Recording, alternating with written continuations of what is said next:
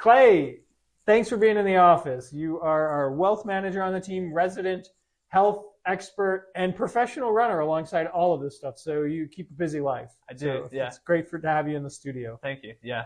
Health is a big part of what I do every day of the week. So Yeah. I'm excited to be able to talk about this. Yeah. And so today I understand you want to talk about the entrepreneur health journey. Yeah. So I was just thinking, kind of going off of our last conversation, like what could people practically do? And a lot of our listeners are entrepreneurs, business owners. They operate really well with a to-do list. Mm-hmm. They say, okay, today I'm going to be working from 8 to 6 and I got to get all of this done.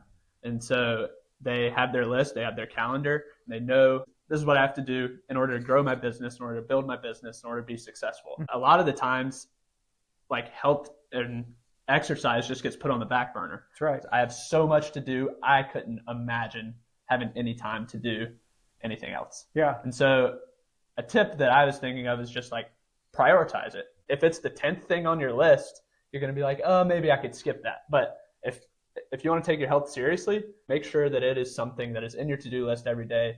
Put it on your calendar. I think you do a really good job. You say, hey, at 4:30, I'm going to go with a run with John Smith. Yep. Or at 2 o'clock on this day, I'm going to be at this workout class. Yeah. And you put that in your calendar and you know that you will be getting that amount of time. And so I think you do a really good job of it. Thanks. Yeah, it's actually me and Taylor Swift. That's just running with me.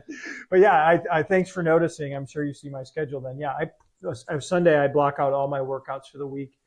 And I don't work out 7 days a week, but at least 3. Yeah. And I've been working a lot of functional exercise too, which I really like this idea. And I'm very fortunate. I ride my bike to work, to the grocery store. I try to walk to the gym. It makes a difference. Yeah.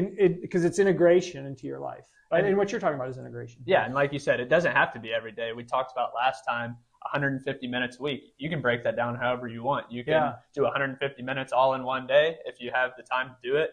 If you have 30 minutes, you can kind of mix and match however you want. It doesn't have to be every day, but just like making sure that you're hitting that 150 minutes. Yeah, as you're saying this, I'm kind of thinking of like these things with businesses, like you need to make your business sustainable. And so you do all of these types of things. But one of the ways to make your business sustainable is to make yourself sustainable. Yeah. Yeah. And I mean, you see people that get burnt out all the time. And a lot of the times it's just go, go, go. I'm uber focused here. But like if you have that time of day that you can kind of reset and refresh and make sure the rest of your body's right, like it changes your headspace whenever you exercise. It does. And if you're going to so there's the 2 hardest times in a business, in my opinion, is the beginning and the end. The first year and the last year. And so like going into those phases with a healthy body is really important. Getting to the exit table, getting through it is going to take a toll on most people's body. So like being healthy and having your reserves high is really key. Yeah. And you can even compare that to exercise.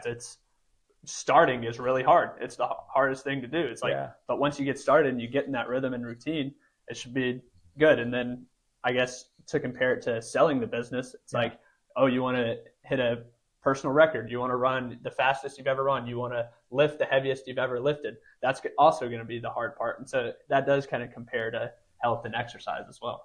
It's so important, I think, for me and I'm growing into this, working on my health in the same way I work on my business. Being an executive of my own health is really key. Yeah. Yeah. So, and that's what you're espousing and what you're living. So thanks for coming on. So the big takeaway then is prioritize your health. I mean, make it your number 1, number 2 thing on your to-do list. Put it in your calendar. Those are really simple, actionable items that entrepreneurs and business owners can do to prioritize health. Because it ain't easy out there. It's not easy. Awesome. Thanks, Clay. Yeah, thank you.